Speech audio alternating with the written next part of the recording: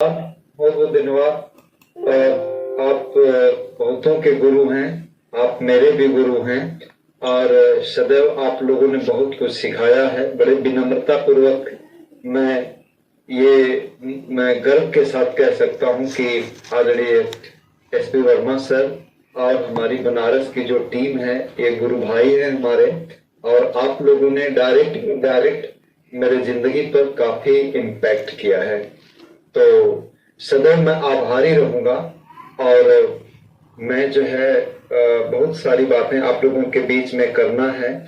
और मैं जो है सबसे पहले बता देना चाह रहा हूं कि जो भी लोग जुड़े हुए हैं, आप लोग समझिएगा, कई बार क्या होता है कि अपनी आंखें जो है ना अपने काजल को नहीं देख पाती, उसके लिए किसी आईने की जरूरत पड़ती है या किसी थर्ड पार्टी की जरूरत पड़ती है। तो आज इंडिया में बहुत सारे स्टेशन हैं, बहुत सारे हब हैं, लेकिन वाराणसी जो है बाबा विश्वनाथ की धरती, ये पूरे इंडिया में एक अलग स्थान है इसका। और यहाँ का जो रथ है वो आदरणीय डी सर और आदरणीय एसपी वर्मा सर और बाकी जो हमारे सम्मानित बहुत सारे भाई बहन मिल करके इसको ले चल रहे हैं। और मेरी सबसे आइडियल टीम में से यह एक टीम रही है। मैंने बहुत कुछ सीखा है आप लोगों से, तो बहुत बहुत धन्यवाद आप लोगों का। आप लोग लकी हैं कि ऐसे एलओएस के अंडर में आप लोगों को सीखने का और बढ़ने का मौका मिल रहा है, जहां पर एथिक्स है, कमिटमेंट है, डेडिकेशन है और बहुत रिस्पॉन्सिबिलिटी के साथ लोग कर रहे हैं। पढ़े लिखे लोगों का, एक बहुत ही समझदार और जिम्मेदार लोगों का एक ग्रुप है आप लोगों के साथ। तो दोस्तों, मैं अपनी परिचय दूंगा। मेरा नाम सुरेश यादव, डिस्ट्रिक्ट मऊ यूपी का मैं रहने वाला हूं और बाय प्रोफेशन अभी मैं गवर्नमेंट विद्यालय में प्रिंसिपल के पद पर मैं कार्यरत हूं।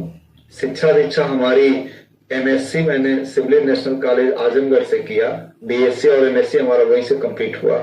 बीएड और एमएड मैंने राजा हरपाल सिंह पीजी कॉलेज सिगरा मऊ जौनपुर से मैंने किया। बीटीसी मैंने अपने यहाँ कंपटीशन से होता था तो अपने यहाँ डायट्स से मैंने किया, और आगे की कंपटीशंस की तैयारी करने के लिए मैं चला गया था इलाहाबाद।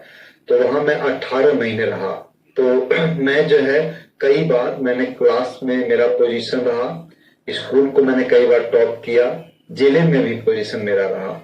18 महीने में इलाहाबाद रहा और 18 महीने में करीब मुझे 14 रिटन्स मैंने क्वालिफाई किया, 14 लिखित परीक्षाएं। उसमें ढेर सारा कंफ्यूजन होने लगा कि कौन सा ज्वाइन करें। तो फाइनली मेरे फादर ग्राम विकास अधिकारी थे, तो उन्हीं के सुझाव पर मैं दोहरी घाट मऊ में as a VDO village development officer मैंने ज्वाइन किया और 3 महीना ही मैं काम को किया था। इसके बाद रिजाइन करके एज ए टीचर अपने कैरियर की शुरुआत किया। उसके पीछे कारण क्या था कि मुझे जो काम चाहिए था वो कि कुछ इस तरह से काम मिले जिसमें संतुष्टि, उसमें टेबल के नीचे वाला लेन देन थोड़ा ज्यादा होता था और उसमें मैं फेल था, मतलब उसमें मजा नहीं आ रहा था। मुझे ये था कि अरबपति तो बनेंगे नहीं लेकिन चोर जरूर बन जाएंगे। तो ये मेरे को समझ में नहीं आया। तो बाबू जी से मैं बात किया, कहा छोड़ो यार, तुम्हारे लिए नहीं बना, रिजाइन करो। तो रिजाइन करके मैं टीचर बन गया। पीसीएस और आईएएस की मैं तैयारी कर रहा था। एसपी सर, मैं जब तैयारी कर रहा था तो उस वक्त जो है दिमाग में यही था कि मैं क्लास 1 का ऑफिसर बनूंगा और तैयारी चल रही थी। उसी दौरान मेरा एक हाई स्कूल का क्लास फेलो था, उसने मेरे को एक मार्केटिंग प्लान दिखाया, अच्छा लगा मुझे। और इसके बाद मीटिंग में ले गए तो मीटिंग का माहौल मुझे बहुत अच्छा लगा। देखिए, पॉजिटिव जो व्यक्ति होता है ना उसको हर चीज अच्छा लगता है, और नेगेटिव लोगों को कहीं भी डाल दीजिएगा तो अपनी वाली ही करेंगे। तो मुझे अच्छा लग रहा था। तो फाइनली मैं क्या काम किया कि उसमें से कुछ किताबें लेकर के आया, जैसे रिच डैड पुअर डैड, और एक ऑडियो कैसेट में लिया था की ऑफ फाइनेंशियल फ्रीडम। बहुत अच्छा लगा मुझे, और उस किताब को मुझे लग रहा 3 या 4 दिन में पढ़ करके खत्म कर दिया। पढ़ाकू था ही और बहुत अच्छा लगा वो कॉन्सेप्ट। जिंदगी में पहली बार जो है ये जो फॉर्मल एजुकेशन से हट करके इनफॉर्मल एजुकेशन को मुझे देखने का मौका मिला और मेरे आंखों के पर्दा जो है हट गया, मतलब पैरों से जमीन खिसक गई कि असली दुनिया तो कुछ और ही है। हम लोग जो यूनिवर्सिटियों में पढ़ते हैं वो कुछ और है, लेकिन यहाँ तो कहानी कुछ और ही है। और इसके बाद अनाउंस किया गया कि अगले महीने फिर मीटिंग होगी। तो मुझे इंतजार था उस अगले महीने का, और इसके बाद फिर मैं गया और फिर 2-4-5 किताबें खरीदा, कुछ ऑडियो कैसेट खरीदा, और इसके बाद मैं शुरू किया। और लगभग 3 साल तक मैं बिना किसी कंपनी में ज्वाइन किए मैं सीखा। मुझे लग रहा है करीब करीब 300 के आसपास में बुक्स पढ़ डाला। मतलब रॉबर्ट टी कियोसाकी की एक भी किताब मैंने नहीं छोड़ा। ब्रायन ट्रेसी हो, शिवखेरा साहब हो, मतलब ढेर सारी किताब। मुझे लत लग गई थी। बाबूजी मेरे को कहने लगे थे कि यार तुमको मैं ग्राम विकास अधिकारी रिजाइन कराया था कि तुम क्लास 1 का ऑफिसर बनेगा, तू तो और ही कुछ करने लगा। तो मैं बताया बाबूजी एक बार आप भी देखिए, बड़ा बढ़िया कॉन्सेप्ट है, इंडिया में चलेगा। तो कह रहे थे कि अब इतने दिन हमारे खराब नहीं है कि हम अपने बेटे से सीखें। तो ये भी उनकी बात सही थी। उन्होंने मेरे से कहा कि मैं तुम्हारा बाप हूं। मैं कहा नहीं, आप सही कह रहे हैं। तो कुछ प्रश्नों के जवाब नहीं दिए जाते, तुरंत नहीं दिए जाते, उसमें वक्त लगता है। तो वहां पर मैं जवाब नहीं दे सकता। संस्कार भी ऐसे परिवार के नहीं थे कि बड़े लोग अगर इजाजत ना दें तो उसमें जबरदस्ती हम जो है बात करें। तो फाइनली मुझे लगा कि ये जवाब जो है ना, जो मैं देना चाह रहा हूं, उसमें थोड़ा वक्त लगेगा, लेकिन जवाब तो मैं दूंगा। और बाबूजी को गर्व होगा क्योंकि मैं इन्हीं के वंश का हूं, इन्हीं का बेटा हूं। तो जो ये पाना चाहते हैं वो दूसरे तरीके से मैं दूंगा। फाइनली मैं काम करना शुरू किया। तो जब काम करना शुरू किया तो काम तब मैंने किया जब इस कंपनी को 2014 अक्टूबर की बात है, मुझे समझ में आ गया कि इंडियन कंपनी है, रेट बढ़िया है, कल्चर इसके जो है बिल्कुल अपने क्लाइमेट के अकॉर्डिंग है। तो मैंने इसकी शुरुआत किया, और जब शुरुआत किया तो ढेर सारी परेशानियां मेरे सामने आने लगी, जिसका मुझे पहले से ही ज्ञान था कि ये होगा।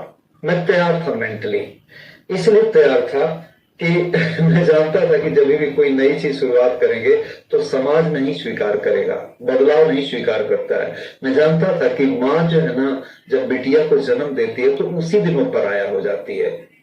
उसी दिन उसका घर वो नहीं होता है जहां वो जन्म लिए, उसका घर कोई और है। लेकिन याद रखिएगा, जिस दिन उसके असली घर जाना होता है, बिटिया की विदाई होती है, वो दिन देखिएगा ना, मातम पसर जाता है।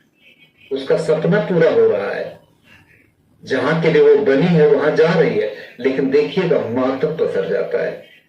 तो क्या है ये? बदलाव ही तो है ना। बदलाव को नहीं स्वीकार करते हैं।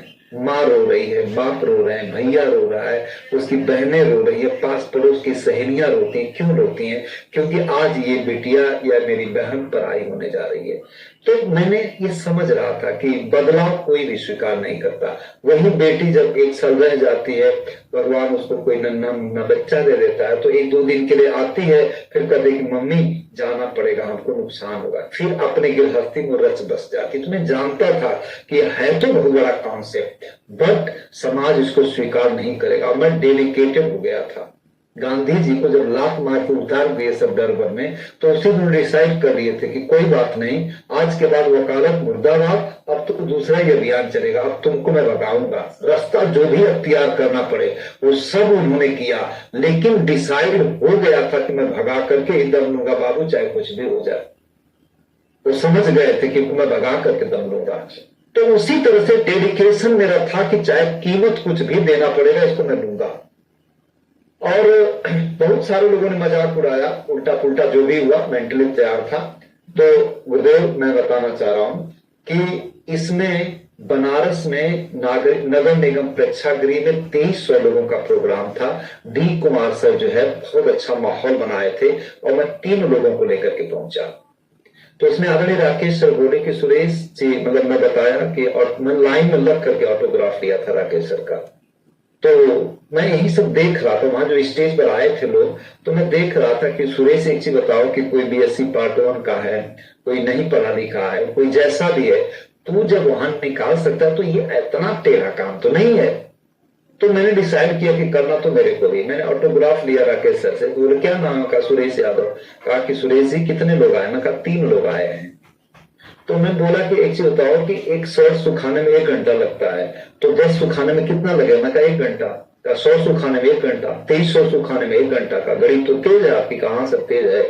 तो उन्होंने बोला कि सूरज जब चमकेगा तो वो जितने भी शर्ट फैला देंगे सब सुखा देगा, डी सर के 2300 लोग और आपके 3 लोग, सेमिनार बराबर हुआ तो इनके 2300 लोग सुने और आपके 3 लोग सुने। तो मैं कहा मैं समझ गया सर। इसके बाद मैं वहां पर 10, 20, 25 लोगों को ले गया, फिर 10, 20 गाड़ियां गई वहां पर, खूब मैंने वो जो संकुल भवन था, फिर इसके बाद टिकट टुकट मिलना असंभव हो गया, क्राउड ज्यादा होने लगी। तो मैं राकेश सर से बोला कि सर अब समय आ चुका है कि हम लोग भी जो है अब अपना एक शुरुआत करें। तो आजमगढ़ शुरुआत की, फिर इसके बाद जो है फैलता गया ब्रांच। इसके बाद सुल्तानपुर में आदरणीय डीके सर आए, उनके साथ लग करके काम हुआ। और इसके बाद आज के डेट में मुझे लग रहा है कि 25 के आसपास स्टेशन है जहां पर सेमिनार होते हैं अपने। तो वो मंत्र मैं पकड़ लिया था कि सूरज जब चमकेगा तो उसमें जितना चाहे उतना सब फैला दीजिए, सब सुखा देगा। तो फाइनली मैंने क्या काम किया था कि इस बिजनेस का जब मैंने स्टडी किया था तो उसमें एक बात समझ में आ गई थी कि ये बिजनेस का नेचर क्या है। तो नेचर मैंने स्टडी किया था। जैसे फाइनली मैंने जो है ना 5000 पीवी किया था अपने कोर पर, और जब 5000 पीवी किया था लेकिन हुआ था 7.25 करोड़। तो 5000 मैंने किया तो 7.25 करोड़ कहां से हुआ? 7.25 करोड़ तो टीम से ही हुआ। तो मैंने ये चीज पहले ही देख लिया था कि फाइनली इसमें जंग वही जीतेगा जो अपनी टीम क्रिएट कर पाएगा। और मेरा स्टडी ये कहता है, मैंने जो अध्ययन किया था कि देखिए कमजोर पौधे अगर आप बोएंगे तो कमजोर पौधों को बड़ी देखभाल करनी पड़ेगी। तो फाइनली जो नस्ल होती है ना, जैसे मान लीजिए कि एक गाय है जो 20 लीटर दूध देती है। अगर आपको 100 लीटर दूध चाहिए तो आप जो है 4-5 गाय रख लीजिए, काम हो जाएगा आपका। दूसरा तरीका है कि अगर आपके पास अच्छी नस्ल नहीं है तो दूध ज्यादा आपको करना पड़ेगा, ज्यादा गाय रखना पड़ेगा, यानी 100 गाय रखिए आप, तब जाकर के आपका काम बनेगा। तो मैं बताना ये चाह रहा हूं कि फाइनली मैंने क्या स्टडी किया कि देखिए अगर आपको दूध 100 लीटर ही चाहिए तो 2 तरीका है, या तो कम दूध देने वाली ज्यादा गैया रख लीजिए, या तो ज्यादा दूध देने वाली कम गाय रखिए। तो मुझे समझ में आया कि दूध देने वाली गाय रखेंगे ना तो थोड़े से में काम हो जाएगा। तो फाइनली क्वालिटी पर हम लोगों ने फोकस किया काफी, तो काम करते रहे। आगे की स्थिति क्या बनी कि वो एक दौर था और फिर दौर ऐसा हुआ कि मुझे लग रहा है कि करीब करीब 80+ के आसपास जो है अपने ग्रुप में, मुझे लग रहा है टेक्निकल आज के डेट में है 80+, और मुझे लग रहा है कि करीब करीब एमराल्ड भी हैं 15 के आसपास, 15+। इसमें स्टार एमराल्ड भी हैं, रूबी भी हैं, और एक बड़ी शानदार टीम है। मुझे लग रहा है इंडिया का कोई ऐसा प्रांत नहीं है जहां पर कि ये ना फैला हो। तो मैं बस अपना काम करता चला गया, बाकी जैसे किसान बीज बोता है मैं बोता चला गया और ये फैलता चला गया। ये कोड मेरे मैडम के नाम है। मेरी मैडम जो है पढ़ाई लिखाई नहीं की है, क्योंकि मेरी माँ जी नहीं पढ़ी थी तो उन्होंने सोचा कि पढ़ी लिखी बहू आएगी तो लफड़ा होगा, तो उन्होंने बिल्कुल अपनी 2 कॉपी ला दिया। मगर कोई बात नहीं, माता पिता का सब प्रसाद है। मैंने ग्रहण किया तो उनको पहले दस्तखत करना सिखाया, तो दस्तखत 5 मिनट में करती है बेचारी बड़े आराम से। तो ऐसे डील हुआ सारा कुछ। तो मुझे क्या है कि मेरी दादी ने जमीन में खूब रजिस्ट्री कराई, कुछ भी नहीं था, 21 बीघा जमीन रजिस्ट्री कराई। तो उन्होंने बताया कि बेटा एक काम करना ना कि जमीनों को रजिस्ट्री कराते रहना, ये बड़ी अच्छी संपदा है। तो फाइनली मैंने उसमें हाथ डाला, मैं 18 जमीन रजिस्ट्री कराया हूँ गुरुदेव।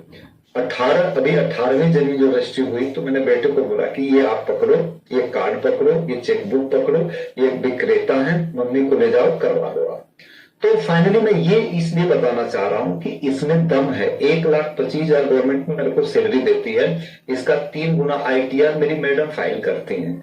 बेटा मेरा जो है ना अभी 21 साल का है जो श्लोक, और उसके एक लाइन में मुझे लग रहा है 5 करोड़ के आसपास देना जाता है। सेकेंड लाइन से स्टार प्लेटिनम है, अभी ये अंडर ग्रेजुएट है, अभी ये प्रोसेस में है। और लेकिन ये है कि एबी क्लास 2 का जो है ना जो पेमेंट है एबी लेता है। तो मेरे पास इनकम के 4 स्रोत हैं, एक मेरी सैलरी है, दूसरी मेरी खेती बाड़ी है, तीसरी मैडम, चौथा बेटा। ये इनकम के स्रोत है मेरे पास। और मैं अगर बात करूं तो अभी यूट्यूब पर डालेंगे सुरेश यादव RCM, तो मुझे लग रहा है कि हजारों वीडियो आ जाती है। बाबू जी मेरे देख रहे थे इसको तो बोले कि बेटा तू अच्छा किया कि मेरी बात नहीं माना, नहीं तो हम लोग एक इतना बड़ा अवसर खो देते और लास्ट में उनका यही एक नाम था कि मैं किसी जन्मों का अच्छा कर्म किया था कि तुम्हारे जैसा बेटा मेरे घर में जन्म लिया, और जिद्दी बेटा जन्म लिया कि सही चीज को लेकर के तू जिद पर अपने अड़ा रहा, जिससे पूरे खानदान का नाम रोशन हुआ। तो बड़ा सुकून मिला। मुझे लगा कि पिताजी के आंखों में जो, जैसे वो चाह रहे थे कि मेरा बेटा पीसीएस और आईएएस बने। मेरी टीम में बहुत सारे पीसीएस और आईएएस ऑफिसर है, बहुत सारे डॉक्टर्स हैं, इंजीनियर्स हैं, हर प्रोफेशन के लोग हैं। तो जब वो देखते थे तो बता रहे थे कि सुरेश मैं धन्य हो गया। तो ये मेरी सबसे बड़ी जो है सौभाग्य है। तो इसमें बहुत सारी कुछ मिला। मैं आपको ना एक पीपीटी के माध्यम से बताना चाहूंगा कि इसने मेरे को क्या दिया और किसी को भी क्या दे सकता है। तो मैं ज्यादातर 90% फोकस किया लोगों के विजन क्लियर करने पर। तो गुरुदेव अगर आपकी इजाजत हो तो मैं जो है ना एक पीपीटी शेयर करूंगा। देखिए इस शब्दावली को पकड़िएगा। कुछ बुनियादी चीज है, मैं पहले ही बता दे रहा हूं। बुनियाद चीज क्या है, मेरी एक टैग लाइन है जिसको मैंने हर किसी को ये बात बताया। देखिए, और मैं इस आगे पीपीटी दिखाने से पहले ही मैं बता दूं कि अगर मान लीजिए कि एक व्यक्ति के पास पानी लाना, जैसे मेरे घर से जो है 1 किलोमीटर दूर एक झील है, नदी है, तालाब है, वहां से मेरे को पानी लाना है। तो पानी लाने का जो तरीका है कि बाल्टी लेकर के जाएंगे तो पानी आएगा, लेकिन पानी लाना जब बंद कर देंगे तो नहीं आएगा। 90% आबादी इसी तरीके से पानी ला रही है, लेकिन 10% जो सफल लोग हैं वो सोचते हैं कि जब पानी की जरूरत रोज है, पहले भी थी, आज भी और आगे भी पड़ेगी, ऐसा तो नहीं कि टेम्पररी है। तो आइए ना इस समस्या का ही जो है समूल जो है नाश कर दिया जाए, इसका सोल्यूशन खोज लिया जाए। तो वो लोग कोई मोनोब्लॉक लगाते हैं, सबमर्सिबल लगाते हैं, कोई पंप लगाते हैं, इसके बाद पाइप लगाते हैं अपने घर में, स्विच ऑन करते हैं, पानी आने लगता है। इस पर विचार करिएगा। विचार ये करने की बात है कि अगर मान लीजिए कि एक व्यक्ति मैन्युअली पानी लाएगा तो कितना लाएगा, मान लीजिए 40-40 लीटर ला दोनों हाथों से, तो 80 लीटर लाएगा, 1 क्विंटल तक लाएगा। लेकिन जब जाएगा तब आएगा, नहीं जाएगा तो नहीं आएगा। तो पानी का मतलब मैं पैसे से कह रहा हूं। पैसे की जरूरत पहले भी थी, आज भी है और आगे भी रहेगी। तो जब इसकी जरूरत सदैव बनी रहेगी तो एक तो तरीका है कि बाल्टी से कमाएं, यानी बाल्टी से लाएं। तो बाल्टी से ले आने वाले लोग जिंदगी में कभी अमीर नहीं बने, क्योंकि मैनुअल एक लिमिट होती है। मैंने ये समझ लिया था। तो कौन अमीर बने, वो लोग बने जिनके पास पाइपलाइन है। पाइपलाइन का मतलब कि उसमें अब जो है ना वो कैलिबर लग जाता है, और उसकी जितनी क्षमता बढ़ाते जाएंगे उतनी आपकी बढ़ती चली जाएगी। तो मैं उसी के आसपास बातें करूंगा। जो 90% आबादी है वो कौन है, वो नौकरी वाले लोग हैं, खेती बाड़ी वाले लोग हैं, दुकानदारी जो करते हैं, और प्रोफेशनल्स हैं, डॉक्टर्स, एडवोकेट, इंजीनियर्स। ये लोग जितना ज्यादा इनपुट डालेंगे आउटपुट लेंगे, जाएंगे तो पैसा आएगा, नहीं जाएंगे तो नहीं आएगा। लेकिन दूसरे की तरफ आप देखेंगे जो 10% लोग हैं वो लोग पाइपलाइन बनाते हैं। पाइपलाइन का मतलब जैसे स्कूल है उनके पास जो है कोई ईंट के भट्ठे हैं, पेट्रोल पंप है, उनके पास जो है कोल्ड स्टोरेज है, उनके पास जो है मनी इन्वेस्ट कर रखे हैं म्यूचुअल फंड में, शेयर मार्केट में, रियल एस्टेट में, बहुत सारे अपार्टमेंट हैं, ट्रांसपोर्ट लाइन में है, फैक्ट्रियां हैं, यानी ढेर सारे लाखों ऐसे तरीके हैं जो पाइपलाइन के रूप में पैसा देता है। तो मैं बात करूंगा कि बिजनेस वाले ही अमीर हैं। बिजनेस और दुकान में फर्क है, उसको डिटेल समझेंगे बाद में। आज मैं बात करूंगा कि बिजनेस ही जब करना है, क्योंकि अमीर आदमी कौन जो बिजनेस करता है। बनारस के आप 10,000 अमीरों की लिस्ट बनाइएगा तो सबके सब पाइपलाइन वाले हैं, कोई न कोई बिजनेस करते हैं, कोई न कोई सिस्टम उनके पास है। तो आइए हम एक ऐसे सिस्टम की बात करते हैं जो सबसे बेस्ट है उनके लिए, जो ऑलरेडी बाल्टी वाले लोग हैं। क्योंकि बाल्टी वाले के पास इतना पैसा नहीं है कि वो व्यक्ति बहुत बड़ा सिस्टम खड़ा कर पाए, क्योंकि सिस्टम खड़ा करने में पीपीटी चला रहे हैं क्या सर? पीपीटी रुकी हुई है। तो सर अभी मैं अब शुरू करने जा रहा हूँ सर। अच्छा, आप शुरू करने जा रहे हैं, ठीक है। हाँ, आगे देखिए इस पीपीटी में जो मैं बताऊंगा 26 पॉइंट में बताऊंगा। इस 26 पॉइंट के अकॉर्डिंग आप जो है ना डिसाइड करिएगा कि इसको करना चाहिए कि नहीं। 90% गुरुदेव ये करना है कि इसको किया क्यों जाए। आप सभी लोग ना हैंड जो है ना अपना डाउन कर लीजिए, जितने लोग हैंड्स अप किए डाउन कर लीजिए। देखिए पहला पॉइंट है, ये पॉइंट आपको बताएगा कि हमको इसको करना चाहिए कि नहीं। और जॉन सेस्टिना को बोला जाता है कि the best finance advisor of world, दुनिया के सबसे बेहतरीन वित्तीय सलाहकार थे। उन्होंने भी बहुत सारे पॉइंट्स को जो दिया है, मैं अलग अलग जगह से दिया, उसको समझिएगा। ये पहला पॉइंट है, low investment and low overhead but potential is to earn millions and billions. ये पॉइंट क्या कर रहा है, लो इन्वेस्टमेंट, इस बिजनेस को करने में बहुत ही कम पूंजी लगती है, and low overhead, low overhead का मतलब उसको चलाने में जो खर्च आता है। जैसे एक फैक्ट्री मैंने डाल दिया, उस फैक्ट्री को चलाने के लिए बहुत सारा ओवरहेड का चार्ज आता है, जैसे एम्प्लॉय को देना पड़ेगा, टैक्सेस देना पड़ता है, बहुत इंफ्रास्ट्रक्चर को डेवलप करने में। तो ये समझिएगा कि अगर मेरे को लाखों रुपया चाहिए होते हो, तो लाखों रुपया लेने के लिए जो इंफ्रास्ट्रक्चर खड़ा होता है उसमें क्या बोला कि बहुत ज्यादा इन्वेस्टमेंट चाहिए। लेकिन यहाँ पर इन्वेस्टमेंट ना के बराबर है, ओवरहेड, इसको चलाने के लिए ना के बराबर खर्चा आता है। लेकिन आगे potential is to earn millions and billions, लेकिन इसकी क्षमता क्या है, लाखों करोड़ों कमाने की। अरे लाखों करोड़ मैं ऐसे ही नहीं बोल रहा हूं, एक नाम डालिएगा, डेक्स्टर एगर। डेक्स्टर एगर का मतलब ट्रक ड्राइवर था, और आज के डेट में 22 हवाई जहाज निजी है उसकी। साउथ कोरिया में 100 डायमंड उसकी डाउन लाइन में है। वर्ल्ड के ढेर सारे देशों में बिजनेस चलता है। सुरेश यादव सिंपल एक गवर्नमेंट विद्यालय में प्रिंसिपल है, लोग जानते हैं अगल बगल की प्रिंसिपल है, लेकिन सुरेश यादव का प्रोडक्ट बिक रहा है इंडिया के अलग अलग प्रांतों में। मैं खतरनाक टाइप का बिजनेसमैन हूं, मैं कुछ नहीं बेचता, लेकिन मैं करोड़ों का बेचता हूं। मेरा मीटर चलता है, मैं बैठा हूं, मेरा मीटर चल रहा है। क्यों चल रहा है, इसी को समझना है, और ये हर किसी के साथ हो सकता है। तो इसमें क्या है, low investment and low overhead but potential is to earn millions and billions, लाखों लाख कमा सकते हैं। आरसीएम की बात करें तो रवि शर्मा जी नहीं किए, लेकिन बनाए इनके फादर। दो काम था, वो गवर्नमेंट के पास बहुत बड़ा पोस्ट जो था वो इनके पास था। ये जो है कमिश्नर पोस्ट से रिटायर्ड हुए हैं, लेकिन जब वो दुनिया से गए तो खत्म हो गया काम, लेकिन आरसीएम आज भी जिंदाबाद है। तो आगे मैं बात करता हूं, इसमें जो दूसरा पॉइंट होगा इसको देखते हैं हम लोग। जो दूसरा पॉइंट है, minimum legal liabilities. Minimum legal liabilities करा के all legal liabilities handled by RCM.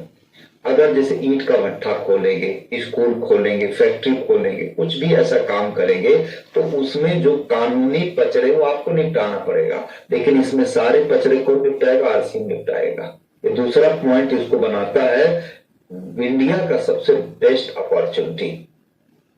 बड़ी बात है ये। अगला, no required special licence and special education. इसमें कोई स्पेशल लाइसेंस नहीं चाहिए। जैसे आपको कोई मान लीजिए कि डॉक्टर ही है, आप हॉस्पिटल अगर चलाना चाहते हो तो उसमें एक स्पेशल लाइसेंस चाहिए, लेकिन इसको चलाने के लिए कोई लाइसेंस नहीं चाहिए। तमाम एग्जाम्पल आप बनारस से देख लीजिएगा, कुछ बहनें हैं, कुछ भाई हैं, अलग अलग लोग तरह से हैं, लेकिन सारे लोग का काम चल रहा है। कोई अनपढ़ है, कोई पढ़ा लिखा है, कोई हायर एजुकेशन बहुत तगड़ी उसके पास है, लेकिन चल सबका रहा है। अगला देखिएगा जो चौथा पॉइंट है, ये नेक्स्ट है, no boss, only your dream is your boss. जैसे किसी काम में आप देखिएगा आपको कोई कंट्रोल करता है, लेकिन यहां कोई कंट्रोल नहीं करता। कौन कंट्रोल करेगा, आपका ड्रीम। आप कितना बड़ा सपना आपका है, वही आपका मालिक है। यही सबसे अच्छी बात है, यही सबसे बुरी बात भी है। कई बार लोग क्या होते हैं, जो दूसरे से कंट्रोल जब करते हैं ना, तब तो काम करेंगे, नहीं तो नहीं करेंगे। लेकिन अगर खुद आपने कंट्रोल किया तो ये जन्नत से भी आपको बड़ा सुख देने वाला, क्योंकि आपको कोई कंट्रोल नहीं करेगा इसमें। No risk because no in investment capital required. इसमें रिस्क नहीं है। क्यों रिस्क नहीं है, क्योंकि अगर आप पूंजी लगाते तो रिस्क होता खोने का, लेकिन जब पूंजी ही नहीं लगाया तो क्या फिर गम है खोने का। लेकिन मैं पहला पॉइंट को फिर बताना चाह रहा हूं कि potential is to earn millions and billions. कमाने की इसमें लाखों लाखों करोड़ों है। अभी बिजनेस 2030 तक जाते जाते ये अपना असली रौद्र रूप धारण करेगा। अभी तो नींव भरी है इसकी। नेक्स्ट आते हैं, अगला जो पॉइंट है वर्क फ्रॉम होम। इसमें गुरुदेव मैंने क्या देखा कि तमाम लोग पैसे कमाने के लिए घर प्यारा है, मम्मी पापा बच्चे प्यारे हैं, लेकिन उनको खिलाने के लिए रोटी चाहिए और कमाने के लिए कई बार सबको छोड़ना पड़ता है। लेकिन यहां पर आप अपने घर पर रह करके, अपने लोगों के बीच में रह करके लाखों लाख कमा सकते हैं, जो कि बहुत ही यूनिक क्वालिटी है इसकी। अगला पॉइंट की अगर मैं बात करूं तो वो पॉइंट है 8वां point, fewer and flexible hours. यानी कुछ घंटे और वो फ्लेक्सिबल हो जो आपके हिसाब से। जैसे अभी क्या है, ट्रेनिंग रात को थोड़ी होती है, लेकिन यहां सारा काम, दुकानदारी, नौकरी, खेती बाड़ी सब कुछ कर लिए, तो आइए थोड़ा आरसीएम को भी सीख लेते हैं। कंपेयर टू अदर बिजनेसेस, दूसरे बिजनेस के तुलना में you have to put some and few hours that you will be ridiculous। यानी जो लगता है कि मेरी समय बची है और जिस समय का कोई इस्तेमाल नहीं है, उस समय को आप यहां डाल करके बहुत बड़ा बिजनेस कर सकते हैं। यानी समय का सदुपयोग कर सकते हैं जो आपको सुटेबल हो। जैसे अभी आप लोगों ने बोला कि पार्ट टाइम में, तो पार्ट टाइम में मैंने उसका समय का सदुपयोग किया। नेक्स्ट आ जाते हैं time compounding through concept of duplication. ये बड़ा राज है यार। टाइम कंपाउंड, जो भी व्यक्ति सिस्टम को रन करता है वो सब टाइम को कंपाउंड करते हैं, लेकिन एक बिजनेसमैन सिस्टम में क्या करता है, पूंजी लगाता है। जैसे एक स्कूल है, अभी जैसे संदीप के फ्रेंचाइज हमने ले लिया, हमने जो है जयपुरिया के ले लिया, हमने जो है कोई भी बड़े ब्रांड के फ्रेंचाइज लेते हैं, तो उसमें हम कर्मचारी रखते हैं। सपोज करिएगा एक स्कूल है, उस स्कूल में 100 लोग हैं और 100 लोगों ने अगर 10-10 घंटा डाला, तो आप मल्टीप्लाई करिए, हजारों घंटे हो गया, तो 1000 घंटे एक आदमी का काम होने लगे। लेकिन उसमें जो टाइम कंपाउंड होता है थ्रू कैपिटल इन्वेस्टमेंट। लेकिन इसमें गुरुदेव क्या है कि मैंने क्या सीखा था कि time compounding through power of duplication. यानी इसमें पूंजी नहीं लगाना, बट डुप्लीकेट्स अपने को बनाना है। अपना डुप्लीकेट्स बनाते चले जाएंगे और हमारी टाइम कंपाउंड होती चली जाएगी। जैसे 1,63,000 का ग्रुप है अपना, उसमें कुछ लोग बहुत एक्टिव हैं। मान लीजिए कि उसमें 2,000 लोग एक्टिव हैं। 2,000 लोग अगर 2-2 घंटा भी टाइम डालते हैं तो 4,000 घंटा मेरे को पर डे मिलता है। लेकिन 4,000 घंटा काम करवाने के लिए कई करोड़ रुपया मेरे को लगाना पड़ता है। तो ये बिजनेस कितना प्यारा है, जिसमें से कि उद्योगपतियों जैसा टाइम मिलता है, लेकिन गुरुदेव पूंजी नहीं लगाना है। तो ये नया पॉइंट इसको बनाता है। मैंने क्या हेडिंग डाला था, why this business is best. इसलिए सबसे बेस्ट है कि बिना पूंजी लगाए अरबों रुपया लगाने वाले जो पूंजीपति हैं उनको भी ये जो है ना मात देता है। अगला पॉइंट में देखता हूं, अनलिमिटेड इनकम। जैसे एक स्कूल हम खोलेंगे तो उसकी लिमिट है। क्यों लिमिट है? क्योंकि उसमें लड़के ही पढ़ेंगे, उसमें कोई प्रोडक्ट सेल नहीं होगा, और लड़के भी पढ़ेंगे। तो कंफर्म है कि अगर मैं मऊ में खोलूंगा तो वहां पर जो है ना कोलकाता के लड़के नहीं आएंगे। एक लिमिटेड एरिया के लोग आएंगे, लिमिटेड उसकी पोटेंशियल होगी। तो लिमिटेड इनकम किसी भी जगह लिमिट, इसमें कोई लिमिट नहीं है। एक बार सोच कर, जैसे मेरी गवर्नमेंट 1,25,000 दे रही है, तो ऐसा थोड़ी कि 25 लाख हो जाएगा। कोई दुकान है, उसकी एक लिमिट है, प्रोफेशन की एक लिमिट है, कोई स्कूल है, कोई पेट्रोल पंप है, उसकी एक लिमिट है। इसकी कोई लिमिट नहीं है, इसकी कोई लिमिट नहीं है। अगर जिस दिन आपने कॉपीकैट मार्केटिंग का लेसन नंबर 5 और 6 पढ़ लिया, एक्सपोनेंशियल ग्रोथ, उस दिन दिमाग के ताले खुलते। कोई इसकी लिमिट नहीं है। आपको अगर कोई मजाक उड़ा दिया, कोई चिढ़ाया है ना, तो सही मौका है, बिल्कुल उसको चैलेंज के रूप में लीजिए और कहिए कि बाबू बैंड बजा देंगे। अब मौका आया मेरे हाथ में, क्योंकि इसकी कोई सीमा ही नहीं है। आप गाड़ियां बदलिए ना, जब गाड़ी आपकी निकलेगी ना तो लोगों के रोड पर नहीं, आपके दुश्मनों के छाती पर चलेगी। इतना ज्यादा दम है इसमें, कोई लिमिट नहीं है। क्योंकि बहुत सारे लोग कर्मठ हैं लेकिन लोगों को मौका ही नहीं मिलता। जैसे मैं सर के बगल चलने लगूं तो गवर्नमेंट मेरे को 1,25,000 ही देगी, उसमें बढ़ाएगी थोड़ी। लेकिन इसमें हम जब चाहते हैं तब बढ़ा लेते हैं। मेरा मूड हो कि हम नीचे और निकालेंगे, तब आगे वर्किंग करिए और निकल जाता है। तो अनलिमिटेड इसकी इनकम है, कोई लिमिट ही नहीं है। अगला इसमें 11वां पॉइंट क्या, नो डिस्क्रिमिनेशन, कोई भेदभाव नहीं है। जैसे एज का, कल्चर का, रिलीजन का, एजुकेशन का और लैंग्वेज का। 18 साल मिनिमम है, बाकी कोई भेदभाव नहीं है। मेरे टीम में 75 साल के नाम है गुरुदेव का, वो प्राथमिक विद्यालय में प्रधानाध्यापक थे और वो रिटायर्ड हो गए। और रिटायर्ड होकर के जब बलराम पांडे नाम है गुरु जी, बलराम पांडे। जी जी जी, बलराम अच्छा, बहुत अच्छा, बहुत अच्छा जी।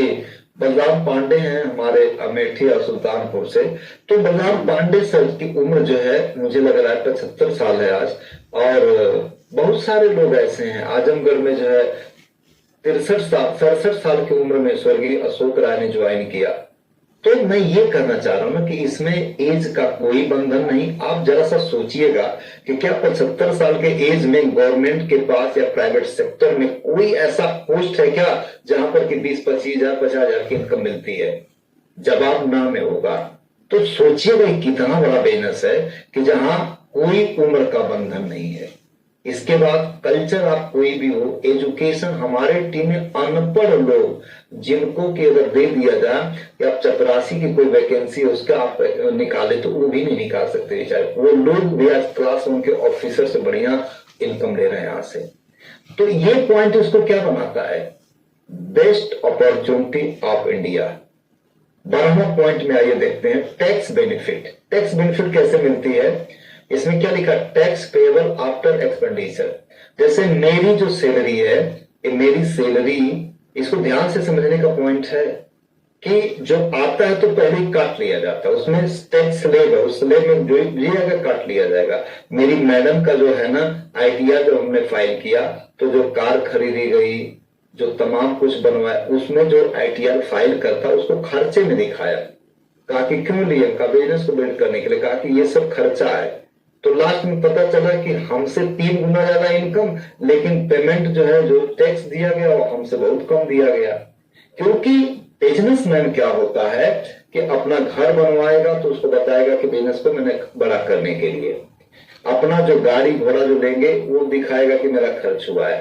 तो जो सेविंग होगी उस पर टैक्स दिया जाता है, तो इसमें टैक्स बेनिफिट मिलता है। बहुत बड़ी बात है, एक एम्प्लॉय नहीं बचा पाएगा टैक्स अपना। अगला 13वां क्या देखते हैं हम लोग, elastic demand. Elastic demand, elastic demand को आप समझते हैं कि क्यों है इसकी इलास्टिक डिमांड? क्योंकि people need, people want, people desire, people purchase again and again. मतलब पीपल, लोगों की जरूरत के प्रोडक्ट हैं, लोग इसको खरीदते ही हैं। क्यों? क्योंकि लोगों की चाहत में है और परमानेंट। जैसे ट्रैक्टर कोई है तो एक बार ले लिए तो पता चलेगा कि आगे जो है जब जरूरत होगी तब लेंगे। लेकिन यहां पर क्या है ना कि नमक है, धनिया, मिर्चा, मसाला, इसकी जरूरत परमानेंट पड़ती है और रोज खरीदना पड़ता है। इसलिए इसमें कभी भी इसकी डिमांड बनी रहती है, ये नहीं कि मंदी इसमें आ गई। अगला हम देखते हैं, अगला जो पॉइंट है, नो अकाउंटेबल। इसमें उधारी नहीं चलती। क्यों नहीं चलती? इसमें कैश एंड कैरी का बिजनेस है। अगर आप कोई ट्रेडिशनल धंधा करेंगे तो उसमें ढेर सारा पैसा आपका मार्केट में फंसा रहता है। तो ये इसको क्या बनाता है, दुनिया का सबसे बेहतरीन बिजनेस कि करोड़ों का टर्नओवर करेंगे लेकिन इसमें कोई भी पैसा आपको फंसता नहीं है क्योंकि कैश एंड कैरी का है। अगला, अनएक्सपेंसिव ट्रेनिंग। इसको क्यों सबसे बढ़िया बिजनेस कहा गया है? अभी आप एमबीए करने जाइए तो जितने अच्छे संस्थान से करेंगे उतना बढ़िया आपको पेमेंट देना पड़ेगा, यहां तक कि करोड़ों रुपया भी देना पड़ता है। अभी आप कोई ट्रेनिंग लीजिएगा, जैसे मेडिकल की आप कोई ट्रेनिंग लेने जाइएगा तो उसमें करोड़ों रुपया लग जाता है अगर अच्छे किसी मेडिकल कॉलेज से, प्राइवेट से जाए तो। लेकिन यहाँ पर देखिए क्या है, अनएक्सपेंसिव ट्रेनिंग, सस्ती बिल्कुल ट्रेनिंग है। देखिए क्या है, BTFUZ, book, tape, function, upline और जूम। अब आप सोचिएगा इसकी किताबें कितनी सस्ती हैं, 200, 250, 300 की किताबें आ जाती हैं। टेप फ्री है एकदम से यूट्यूब पर। फंक्शन 150, 200 रुपया इसका लगता है, हार्डली 500 रुपए की जो सबसे महंगी जो इसकी फीस होती है। अपलाइन तो आपको फ्री में ही मिलता है आपको, और जूम आपको फ्री में मिलता है, यानी यही इसकी ट्रेनिंग है। कुल मिला जुला करके मुझे लगता है कि अगर एक व्यक्ति ओपनर जा रहा है और ओपनर और ईगल का निकाल करके 1 महीने का रख देगा तो पूरा साल भर का उसका एजुकेशन का खर्चा चलेगा। इतना सस्ता है। मैं तो कहता हूं कि ईगल तक जाते जाते ना, अगर ईगल आपका मेंटेन है तो ईगल का पैसा मत खर्च करिए, आप सिर्फ अपने एजुकेशन पर खर्च करिए। तो बहुत सस्ते हैं ये। नेक्स्ट आ जाते हैं फ्लेक्सिबल ट्रेनिंग टाइम।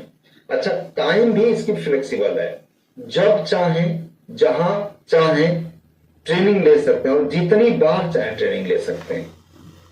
अब जैसे कि कोई एमबीए का क्लास अगर, तो उसका एक टाइम रूटीन है। जितने भी जो स्कूलिंग होता है, जो मतलब फॉर्मल एजुकेशन होता है, उसमें एक सिलेबस और एक टाइम, एक पर्टिकुलर प्लेस पर आपको जाकर के रहना पड़ेगा। तो ये आपकी फ्लेक्सिबिलिटी, इसलिए उसको बोला जाता है 14वां 15वां पॉइंट कि ये भारत का सबसे बेहतरीन बिजनेस है। अगली खूबियां, अर्ली इनकम, पहले दिन से ही इसमें इनकम आप कमाना शुरू कर सकते हैं।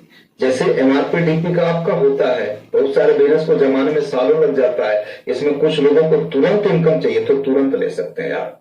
थोड़ी सी कुछ आप ट्रेनिंग लेकर के अपलाइन से फर्स्ट डे से ही ले सकते हैं आप। अगला पॉइंट इसको क्यों सबसे अच्छा बनाता है, इन्फ्लेशन एंड रिसेशन, मंदी के प्रभाव से रहित है ये। क्यों? जैसे अभी टेंट हाउस का काम है तो एक पर्टिकुलर सीजन में चलता है, कुछ ऐसे काम है सीजनल होते हैं, लेकिन इस पर क्यों नहीं पड़ता है? क्योंकि इसके जो प्रोडक्ट हैं ये जो है ना permanent and far ever demand के। एक चीज और है कि मान लीजिए कि आटा का बगल में भी कोई दुकान है, लेकिन आरसीएम की आटा की दुकान अगर गली में भी तो बिकता है, क्योंकि इसमें लोगों को पीवी मिलती है, मार्केट में नहीं मिलता है, इसलिए चलता है। 19वां पॉइंट इसको बताता है कि नो रेगुलेटरी प्रॉब्लम, कंपनी सभी कानूनी कामों को निपटाती है, आपको झंझट मुक्त रहना है, कोई लफड़ा जो लीगल लायबिलिटी है उसमें आपको नहीं पड़ना है, इसलिए इसको सबसे बेहतरीन काम माना जाता है। और 20वां पॉइंट क्या है, इंसुलेटेड अगेंस्ट डिजास्टर्स। डिजास्टर्स का मतलब कि जो इसमें आपदा आती है, जैसे बाढ़, सूखा, आग इत्यादि से अप्रभावित है। क्यों?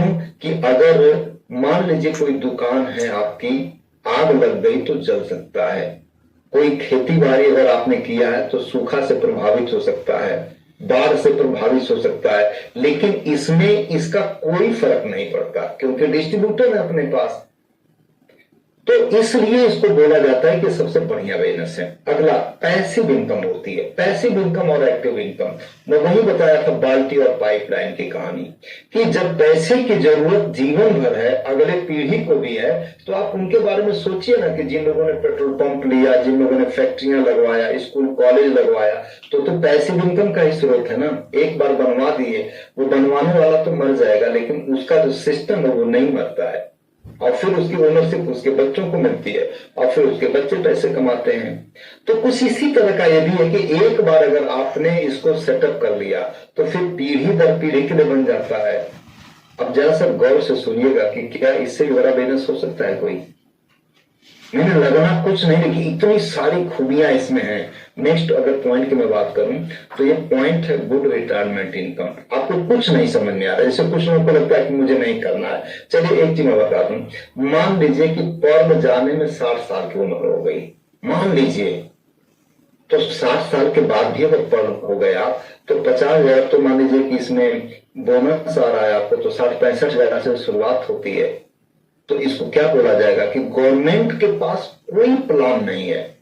एनपीएस ओपीएस का जो लफड़ा है, इसमें लाखों भारतवासी जो उम्मीद लगा करके बैठे हैं कि हो सकता है कि कोई सरकार आए तो अटल बिहारी वाजपेयी साहब उस फैसला को कोई बदल करके ओपीएस दे दे, तो वो नहीं होगा। लेकिन याद रहे, अगर आप पेंशन को लेकर के परेशान हैं तो आपके लिए बहुत ही बढ़िया चांस है। आप सब कुछ करते रहिए, पार्ट टाइम इसको करिए। 60 साल की उम्र तक जाते जाते भी टेक्निकल बन जाएंगे तो भी आपको चिंता की बात है, क्योंकि इसकी टेंशन उस पेंशन से ज्यादा होगी और पीढ़ी दर पीढ़ी होगी। इसलिए ये सबसे बढ़िया बिजनेस है।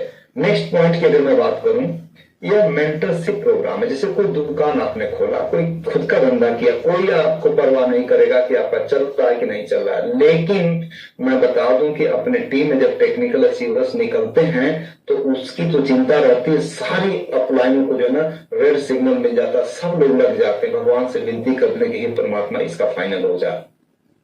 तो इसमें अपलाइन आपको मेंटरशिप प्रोग्राम, जैसे क्या है ना कि वो आपके बिजनेस को ऑब्जर्व करेंगे, वो सारी स्किल लगा देते हैं आपको जिताने के लिए। तो ये इसलिए इसको सबसे बेहतरीन बिजनेस बनाया गया है। अगला, नो रिस्ट्रिक्शन, बहुत बड़ी बात है ये। किसी एक क्षेत्र में बंद कर सीमित नहीं रहना। जैसे बनारस जैसे महानगर में अगर मान लीजिए कि कोई 5 करोड़ का, 10 करोड़ का, 20 करोड़ का कोई मॉल खोल दिया, कोई बहुत बड़ा सेटअप लगा दिया, तो चलो ठीक है लगा दिया, तो ग्राहक कहां से आएंगे? ग्राहक कोलकाता वाले आएंगे और चेन्नई वाले आएंगे, गुजरात और पंजाब से जाएंगे, सुल्तानपुर मऊ से जाएंगे? नहीं जाएंगे, क्योंकि उस तरह का काम इधर भी है। तो आप कितना भी पूंजी लगा दीजिए, वहां एक लिमिट है आपकी। क्या लिमिट है? आपको लिमिट है, उस इलाके के लोग ही जाएंगे। दूसरा चीज, आप कुछ सेक्टर में डील करेंगे, जैसे एजुकेशन सेक्टर में गए तो पढ़ने वाले लोग जाएंगे, एक लिमिट हो गया। इसके बाद आपने कोई प्रोडक्ट बेच शुरू किया तो उसमें भी एक लिमिट है। तो आपने क्या देखा कि वहां एक लिमिट है, पूंजी कितना भी डाल दें, लेकिन यहां पर क्या, किसी एक क्षेत्र में बंद कर सीमित नहीं रहना। मेरा बिजनेस इंडिया के अलग अलग प्रांतों से आता है, अलग अलग जिलों से आता है, बस ये है कि मैं पूंजी नहीं लगाया हूं। तो सोचिएगा जरा सा कि जहां पर अरबों रुपया लगा करके भी वो काम नहीं कर सकता जो कि बिना पूंजी वाला कर ले रहा है, तो ये सबसे बढ़िया बिजनेस हुआ कि नहीं? मतलब मुझे भी नहीं समझ में आता कि इसके बावजूद अगर कोई व्यक्ति नहीं समझ रहा है तो फिर क्या करें, उसके समझदारी का दोष है। हमारे पास बहुत बढ़िया भोजन है, किसी के पास भूख ही नहीं है, तो हमारे भोजन की थोड़ी गलती है, उसके पास भूख नहीं है। तो ये 24वां पॉइंट इसको सबसे सशक्त बनाता है। और 25वां पॉइंट क्या कहता है? अपनों को देने के लिए सबसे बढ़िया गिफ्ट। देखिए अवधेश मिश्रा साहब भी जुड़े हुए हैं पोर्टल पर।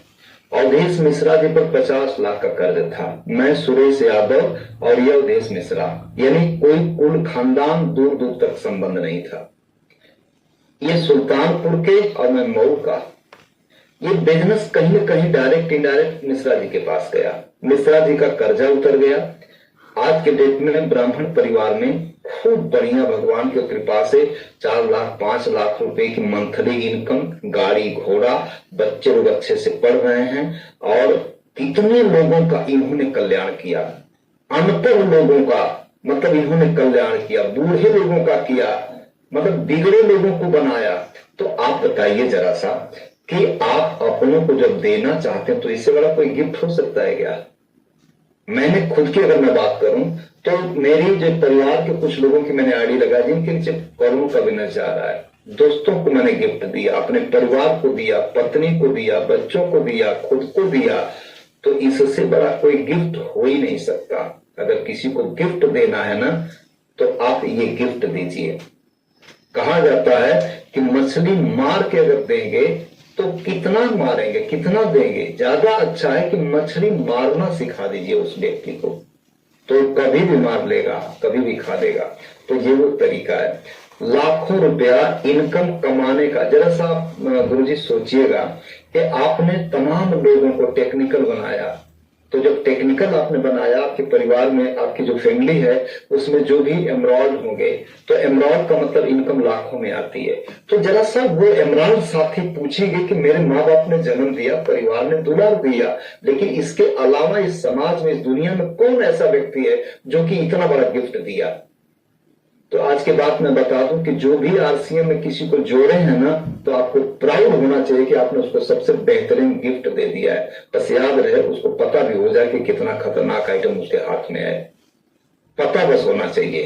तो ये जब पावर हम बताएंगे तब वो समझेगा कि कितनी खतरनाक चीज उसके पास है। और अगला 26वां पॉइंट क्या है?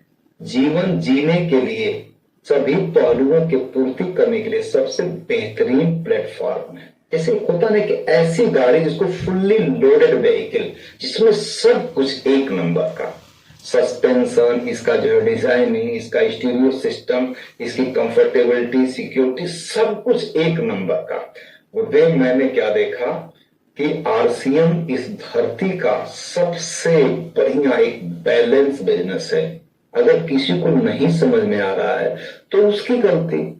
गोस्वामी तुलसीदास जी ने एक चौपाई में लिखा है कि जाको प्रभु दारुण दुख दिन्ना, ताकि मति पहले हर लेना। जिसको भगवान दुख देना होता है ना, उसके दिमाग को पहले हर लेते हैं, उसको समझ में नहीं आएगा कि क्या सही है क्या गलत है। तो मैं यही देखा कि सुरेश जब कोई ना बोलता है तो मैं अपने आप को लकी फील करता हूं, पुनः भगवान को धन्यवाद देता हूं कि परमात्मा आपकी कितनी बड़ी कृपा मेरी पर। मैं भी तो ना बोल सकता था, और उस वक्त मैंने हाँ बोला जब अपलाइन का कहीं नामो निशान नहीं था मेरे पास। चलेंगे इंदिरा साहब अंबाला के बीच में 2-4-5 लाख लोग थे तो उनका कोई मतलब ही नहीं था। तो विशेष कृपा मेरे पर उस ईश्वर की थी कि मैं इसको समझ पाया। तो ये जो है ना 26 पॉइंट रहा, और लास्ट वाली पीपीटी ये है सबसे कीमती मेरे लिए। Thanks for listening like a diamond. आप लोगों ने इतने प्यार से जो सुना, ये मेरे पर एक एहसान है, और मैं सदैव आपके बीच में रहूंगा। जब आप याद करेंगे मैं एक सेवक के भांति, इसमें सबसे बड़ी उपाधि मुझे क्या लगती है कि मैं आरसीएम का सेवक हूं, और आप सभी लोगों का प्यार यूं ही बना रहे और आप सब लोग आगे बढ़ें। मैं पुनः अपने आइडियल जो हमारे गुरु भाई लोग हैं, आदरणीय हमारे SP Verma sir, Dnyaneshwar sir, और इसके बाद तमाम भाई बहन जो भी लोग हैं, सभी लोगों से मैं एक चीज कहूंगा कि कोई शब्द अगर ऐसा निकल गया हो जो आपको अच्छा ना लगा हो तो वो अनवांटेड था। में बहुत बड़ा बिजनेस है, और आप लोग गर्व करिएगा जो अपलाइन आपको जोड़े हैं ना, वो इस धरती के सबसे बड़े गिफ्ट हैं आपके लिए। परमात्मा कभी भी जो है ना शिव जी डमरू बजाते हुए नहीं आएंगे। अगर आपका कल्याण करना चाहेंगे ना तो किसी अपने दूत को भेज देंगे, वो देवदूत हैं जो आपको लेकर के आए हैं। बातें ढेर सारी हैं, लास्ट में एक बात मैं बोलूंगा कि वी हैव ओनली 2 कमोडिटी, सिर्फ 2 ही कमोडिटी है, मनी एंड टाइम। हमारे पास 2 ही कमोडिटी है जिसके दम पर हम अपने जिंदगी को बना सकते हैं, वो है मनी एंड टाइम, पैसा और समय। इसी का हम 3 काम करते हैं, वेस्टिंग, ट्रेडिंग और इन्वेस्टिंग। इसी पर हमारा फ्यूचर डिसाइड होता है। 90% बाल्टी वाले लोग अपने पैसे का और अपने समय का वेस्टिंग करते हैं या ट्रेडिंग करते हैं।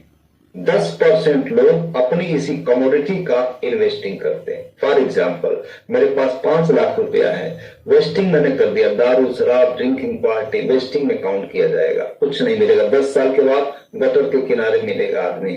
लेकिन उसी 5 लाख रुपए का अगर उस व्यक्ति ने ट्रेडिंग कर दिया, मतलब कि लग्जरियस आइटम खरीद लिया, तो उससे बढ़िया है। बट पैसे ने अपनी ताकत खो दिया, वो व्यक्ति अमीर नहीं बनेगा। पैसा जो उसके पास था, कमोडिटी जो थी ट्रेडिंग करने की, वो खत्म हो गई क्योंकि पैसा निकल गया उसके हाथ से, दोबारा वापस नहीं आएगा। लेकिन तीसरा जो तरीका है इन्वेस्टिंग का, वो इन्वेस्टिंग वाला जो कॉलम है ना, वो थोड़ा अनुशासन तो मांगता है लेकिन एक आदमी को रीच बना देता है। मैंने एक गाड़ी खरीदा था, पहले मेरी गाड़ी जो थी अल्टो थी, रात बाद में मैंने ग्रैंड विटारा लिया। तो अल्टो जब मैंने खरीदा तो उसी समय मैंने एक जमीन खरीदा 5 लाख का, तो अल्टो की कीमत 1.5 लाख हो गई, लेकिन उस जमीन की कीमत 5 लाख वाली 87 लाख हो गई, और उसमें से कम 12 क्विंटल सरसों बिकती है हर साल, जो कि 82-85 हजार की। तो वो इन्वेस्ट था मेरा, वो हर साल मेरे को लाखों रुपया देता है और हर साल उसकी लाखों की वैल्यू बढ़ती है। तो मैं पूछना चाह रहा हूं कि मेरे 3 डिसीजन, वेस्टिंग, ट्रेडिंग और इन्वेस्टिंग, तो अमीर में कहां से बना?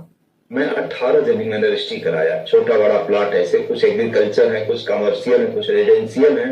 तो वो क्या है? मेरा इन्वेस्टमेंट है। लेकिन टाइम का भी 3 काम होता है।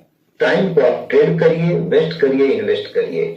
जो गवर्नमेंट के साथ मेरी डीलिंग है 42-43 रुपया पर डे की, वो ट्रेडिंग है। हम समय देते हैं, गवर्नमेंट मेरे को पैसा देती है। समय देना बंद कर देंगे, पैसा देना बंद कर देगी। जैसे हम पैसा देंगे तो कार आएगी, फ्रिज, एसी कुछ भी आएगी, नहीं देंगे तो नहीं आएगी। लेकिन वेस्टिंग क्या है? जो समय में हम आईपीएल देखते हैं, हम रील देखते हैं, हम दुनिया के सोशल मीडिया पर जाकर के फालतू का काम करते जो अनप्रोडक्टिव, वो क्या है? वेस्टिंग है। लेकिन इन्वेस्टिंग क्या है? मैंने अगर प्लान दिखा करके अवधेश मिश्रा जी के नीचे कुछ समय मैंने कर दिया तो अवधेश जी आज करोड़ों का टर्नओवर देते हैं मेरे को। याद रखिएगा, मैं स्कूल नहीं जाऊंगा तो सैलरी नहीं आएगी, लेकिन अवधेश जी के साथ जो मैंने समय दिया वो समय इन्वेस्ट हो गया। मैं नहीं भी जाता हूं तो भी अवधेश सर लाखों करोड़ों पीवी देते हैं मेरे को। तो आरसीएम में खर्च किया गया पैसा, आरसीएम में खर्च किया गया समय वेस्टिंग नहीं है, ट्रेडिंग नहीं है, वो इन्वेस्ट है। ये सूद समेत वापस आता है। तो आज मैं सभी भाई बहनों को कहना चाह रहा हूं कि अगर आप बहुत अमीर बनना चाहते हैं तो अपने पैसे का और अपने समय का निवेश करिए।